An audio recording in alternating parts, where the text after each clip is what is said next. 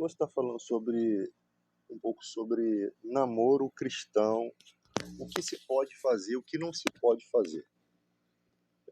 Primeiramente, eu quero dizer que eu não preciso de número de visualizações, de inscritos, eu não... Essa baboseira toda que as pessoas se preocupam, eu não foco isso, até porque são pessoas carentes, né, por atenção. Nós estamos aqui para compartilhar conhecimento. Se essas palavras forem de proveito para sua vida, legal. Eu não vou estar ganhando nada com isso, né? Talvez o prazer, né, de poder ajudar as pessoas nesse sentido.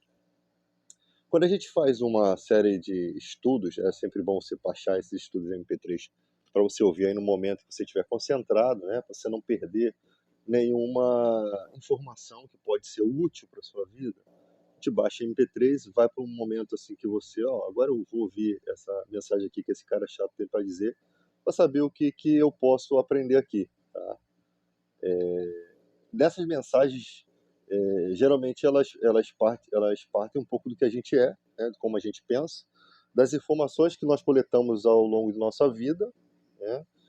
E também é certo que algumas coisas que a gente fala ferem personalidades, né? Se eu falar de política, de minhas convicções políticas, elas vão talvez causar aquele sentimento assim, cara, eu não vou mais ouvir esse cara. É o que acontece quando a gente é ofendido na questão do que a gente acredita. E isso é ridículo, porque o sábio, ele sabe lidar com tudo isso. A pessoa que é sábia, ele não deixa de ouvir algo só porque alguém é de uma posição religiosa, tem em detrimento um entendimento religioso diferente, ou tem um partido político diferente, senão a gente vai deixar de ouvir o mundo todo, porque ninguém está aí para agradar ninguém. Eu sei que tem gente que evita esse tipo de coisa, segue uma linha, mas eu não sou desse tipo de pessoa. Eu falo o que vem na mente e dou a quem doer e não estou nem aí para nada, né? Então, tipo, que você começa a pensar, a refletir sobre essas questões de relacionamento em igreja, tá? Algumas igrejas cometem o erro de se meter nesse tipo de coisa. A pessoa chega, pastor, eu quero orar para ver se dá certo o relacionamento com aquela menina ali. Cara, a menina não demonstrou nenhum tipo de interesse por você. Para que você vai pedir para orar? Talvez você possa ter interpretado uma carisma, uma gentileza, sabe, como sendo, ó, tá me dando mole. É assim que o ser humano pensa, né? No português bem claro, tá me dando mole. Mas então as pessoas não podem ser mais simpáticas, né? E tem gente que começa a evitar desse tipo de simpatia com todo mundo, para que todo mundo não ache que ela tá dando mole para todo mundo. E as pessoas mudam sua personalidade em detrimento da atitude ou ação das outras pessoas e do assédio em que essas pessoas sofrem. Não é problema nenhum uma pessoa buscar alguém para a vida dela, né? Não é problema nenhum. Mas tem gente que vai com tanta sede ao pote que acaba se decepcionando, ou se frustrando, ou entrando em depressão e achando que não vai encontrar ninguém, né? A idade está passando e o sentimento é esse, e a minha vida não muda. É um dos sentimentos que vai te aprofundar mais na depressão, né? E vai piorar mais a sua condição física e mental para que você possa tomar boas decisões. Então, o que a gente pode fazer nesse sentido? Eu tenho direito de ir numa igreja e procurar uma esposa para mim? É lógico que eu tenho, porque a Bíblia fala que não é bom um homem andar só, que a minha natureza ela é gritante, né? Ela grita e deseja uma pessoa, não no meu caso que eu sou casado, mas eu estou falando da questão da pessoa solteira aí, né? Está disponível. A natureza dela está gritando por alguém, então ela desesperadamente, literalmente desesperada, ela precisa de alguém, só que ela precisa saber controlar os seus impulsos, né? Para não tomar decisões precipitadas, para não se relacionar com alguém que você não queira passar o resto de sua vida. Porque é engraçado que na cultura judaica a mulher não escolhia o marido, né? 12 anos, o pai escolhia o marido e o garoto com 13. Eu acho que, eu não sei, dependendo do tipo de pai que você tenha, ele pode ser um bom de um canalha, como ele pode ser um cara muito bom para você, de te compartilhar a ideia de que você possa escolher, né? aquela pessoa. Eu não sei quando que se unia o casal, qual a idade que eles se uniam. Eu só sei que o casamento ali, a promessa, os dotes, tudo era feito com essa idade e que a mulher só poderia ter, a menina só poderia escolher depois que ela tivesse completado 13 anos, se passasse daquela flor da idade ali. Então, os casamentos arranjados eram casamentos abençoados por Deus, né? As pessoas acreditam que seja uma caixinha mágica em que Deus está conduzindo tudo da forma que é. Pode ser que sim, mas eu acho que não é dessa forma. Né? Eu acho que Deus deixava no controle dos pais. Se o pai ama uma filha, né? Se o pai ama um filho, ele vai escolher boas questões, né? Bons casamentos. Agora, você tudo parte do interesse do pai, né? O pai às vezes quer se livrar do filho, é mais uma boca para comer, mas as questões financeiras às vezes não tão boas, então acaba dispensando a filha ou o filho de uma forma abrupta, né? O pai pode ter tempo para poder resolver esse tipo de questão e ver o melhor para sua filha. Pô, eu acho que aquela pessoa vai ser feliz. Pode se decepcionar depois, pode, porque às vezes vai pela questão de aparência e depois que a filha dele passasse pro lado de lá do casado, mano, aí a coisa já é diferente. Aí quem dominava lá a filha dele agora é o cara.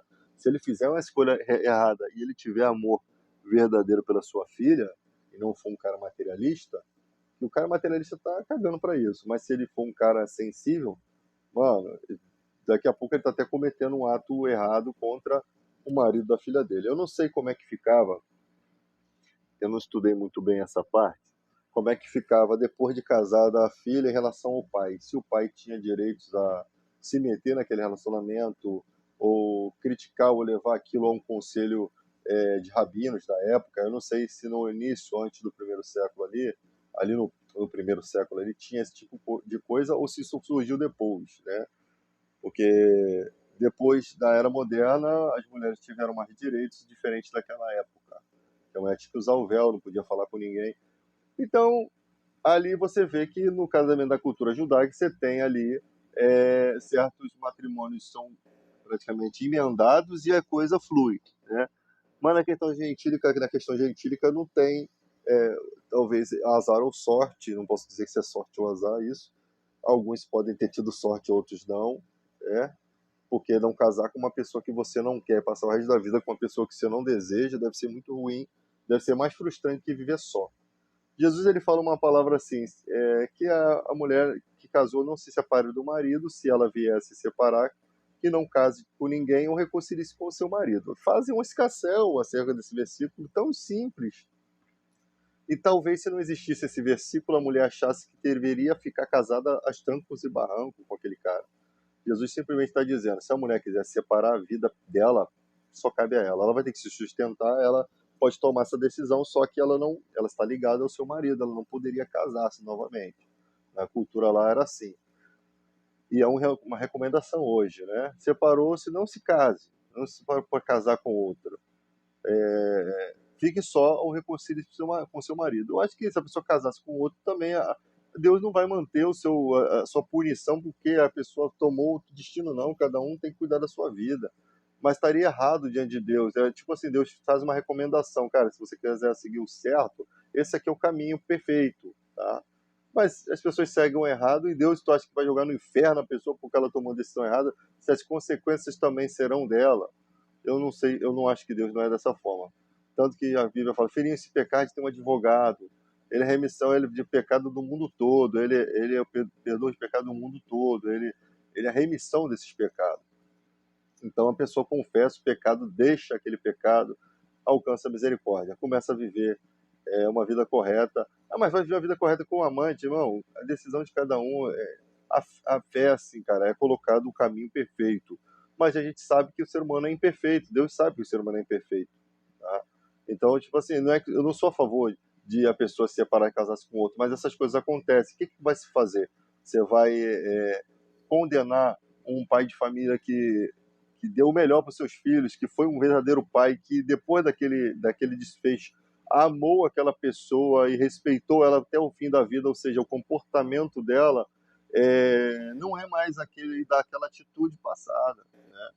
Ele seguiu daqui para vai e não peques mais. É isso que eu creio. Mas tem gente que aí na legalidade, legalistas que dizem que não e tal, que a gente está abrindo uma brecha e tal. Eu acho que, olha só, não é porque existe uma brecha para o pecado que você vai pecar. Se está sendo proposto o caminho certo e o Espírito Santo testifica em seu coração, cara, separou-se, não busque casar-se com outro, reconcilia-se. Ou então, se você quiser, vive sozinho.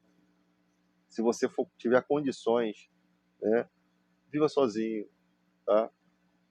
Aí aquela pessoa lá que era o seu cônjuge casou-se com outra, talvez, não sei se te dá liberdade para casar com outro, porque você acabou forçando uma separação e deixou o outro por necessidades sexuais e esse outro teve que suprir essas necessidades sexuais porque foi abandonado, né?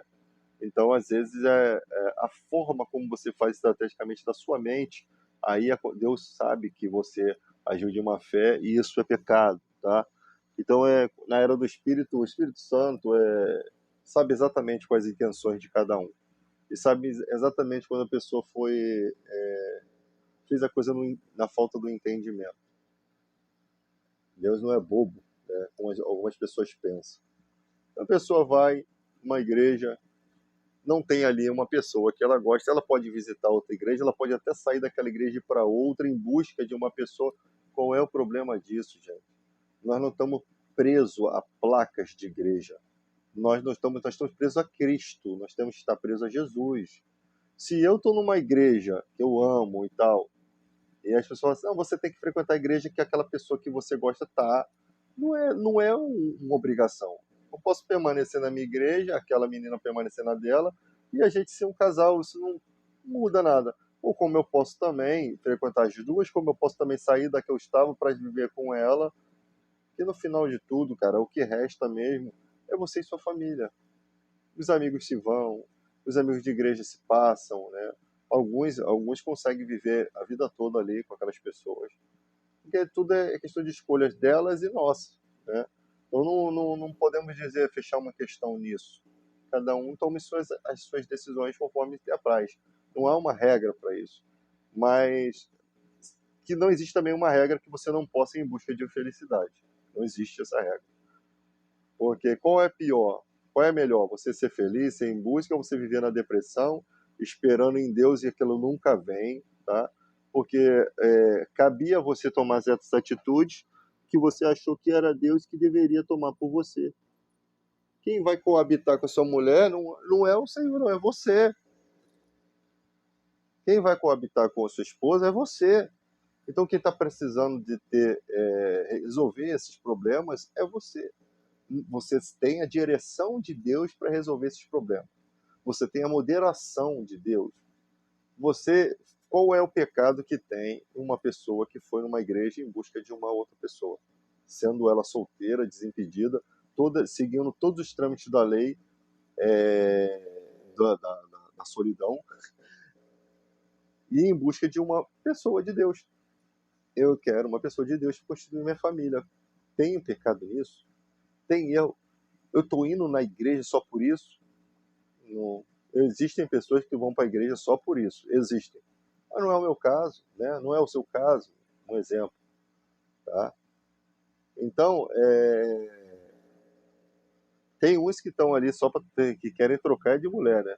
Mas esses daí nem da igreja são de verdade. Então você tem um misto de pessoas.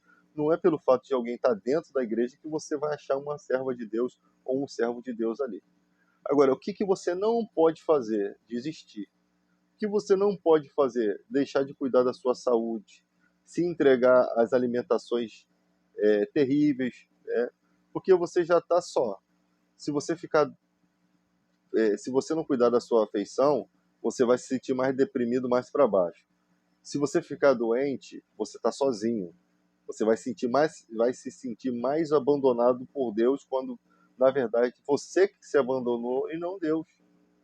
Não foi Deus que abandonou você, você se abandonou.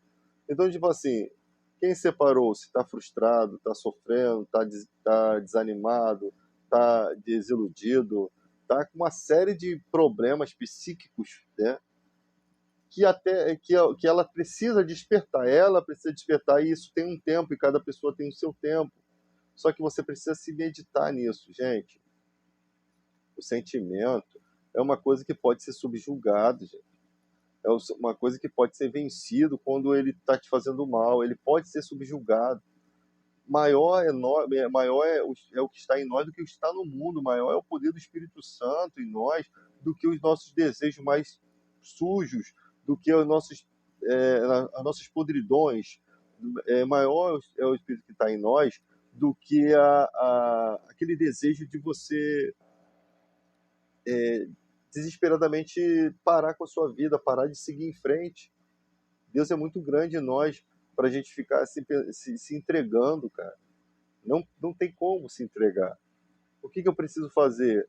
As pessoas querem fórmula rápida. Estou com fome, vou comer um miojo, vai resolver o problema. Mas vai te dar uma indigestão, não vai te alimentar direito, vai saciar a sua fome, vai te dar um prazer. Bom, bacana. Mas você não pode viver só de miojo, sabe? Você não pode viver só de atalhos. Então, a primeira coisa para o servo de Deus, não atrapalhe os planos de Deus na sua vida. Ponto. E como isso acontece? Quando você está disponível para qualquer pessoa. Quando qualquer pessoa se aproxima de você, porque você é frágil, vulnerável. Né? Quando você não consegue bloquear as pessoas que você não quer que venham até você. Porque tem gente que se joga na rede igual peixe.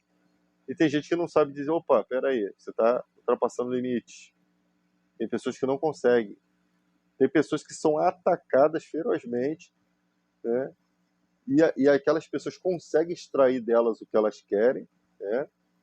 Porque essa pessoa é indefesa. Ela não tem uma atitude. Você não pode ser indefeso, você tem que ter atitude. Você tem que ser um ser que saiba dizer não, que não tenha vergonha. A forma que você diz, é lógico, você não pode ser uma pessoa tão grossa, estúpida. Mas você, pô, peraí, eu sou. Não é isso, não é assim. E você se afasta aos poucos, você vai dando certos recados, né? E às vezes, quando ultrapassa o limite, você tem que ser direto. Não quero isso.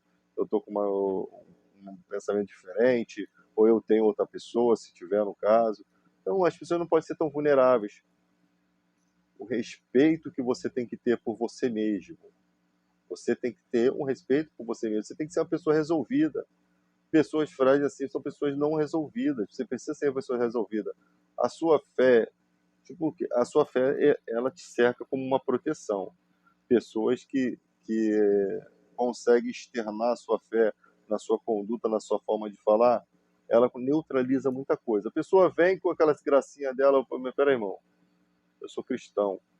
É como se botasse a cruz na cara do diabo ali. Tipo assim, cai tudo por terra, a pessoa não consegue vir. Só vem se você deixar. Então, esse negócio de igreja ficar se metendo em questões de relacionamento, eu não acho legal. Eu acho que as pessoas sabem, elas têm o Espírito Santo, elas têm um Espírito Santo que intercede com suas fraquezas, elas podem ser conduzidas na verdade, porque não tem necessidade de que ninguém você ensine essas coisas básicas. As leis de Deus estão escritas no nosso coração, ou a Bíblia é uma mentira? Você sabe as decisões que você precisa tomar. Agora, tem gente que não é cristão, tem gente que não tem essa paciência, tem gente que não crê na própria Bíblia, tem gente que perde a esperança porque não tem essa fé ainda, não tem essa convicção. Porque os que têm não são vulneráveis e fáceis assim de ser alvo. Né? Então, tem momentos de desânimo e depressão, todo mundo tem esses momentos, tá? Até os sábios se tornam tolos e são prostrados por esses problemas. Mas aquele momento passa. E aí você começa a cuidar de você.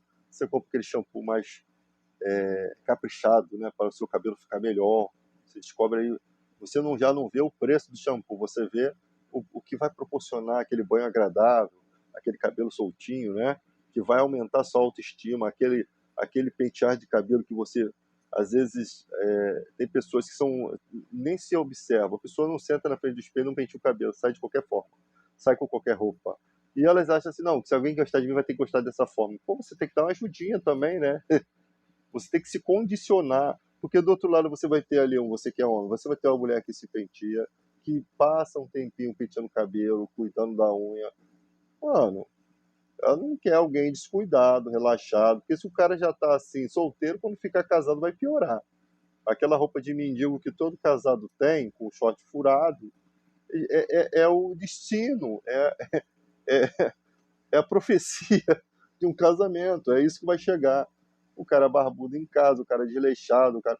Mano, em casa você fica um pouco desleixado, mas nunca perca a sua higiene, nunca perca a sua autoestima, nunca relaxe tanto a ponto de ter que ficar um cara sujo e fedorento, né? Você tem que ter uma higiene, você tem que ter uns cuidados básicos, tá? Com a sua aparência, né? E tem gente que só dá atenção a dinheiro e tal, e tem gente que só pensa em outra, não descansa, só pensa em dinheiro, a vida dela é uma correria. Ela não segue a sua vida com calma. Tem gente escrava do trabalho, tá? Gente, questão de trabalho é uma coisa que prejudica muito as pessoas, tá? Por quê? Cara, nem sempre ganhar muito bem, muito, dependendo de coisa, de como você vive esse dinheiro, do que ele te proporciona, porque para você ter muito sacrifício, você tem que ter um bom retorno e você tem que ter com esses recursos muito escape, tá? E quais são esses escapes? Cara, tem gente que está totalmente escravo do trabalho, trabalha só para pagar pensão, só para pagar a escola dos filhos, não tem nada para eles, mas ele tem orgulho, não, botar meus filhos na escola e tal, tal, tal, e esquece dele. Você não pode esquecer de você, porque você está proporcionando a felicidade de alguém e a sua felicidade de vez em quando também tem que ser proporcionada, tá? O problema é que a felicidade que as pessoas querem proporcionar traz o quê? Uma desgraça para a saúde delas. Isso não é felicidade. Então, eu falo felicidade comum, coisas neutras. Passear, ir numa praia, viajar, ir no cinema, ir no shopping, ver pessoas, comer no McDonald's. Olha que o McDonald's também nem é tanta coisa, né? Mas é caro, aí você sabe, ir no restaurante, proporcionar coisas boas à sua vida.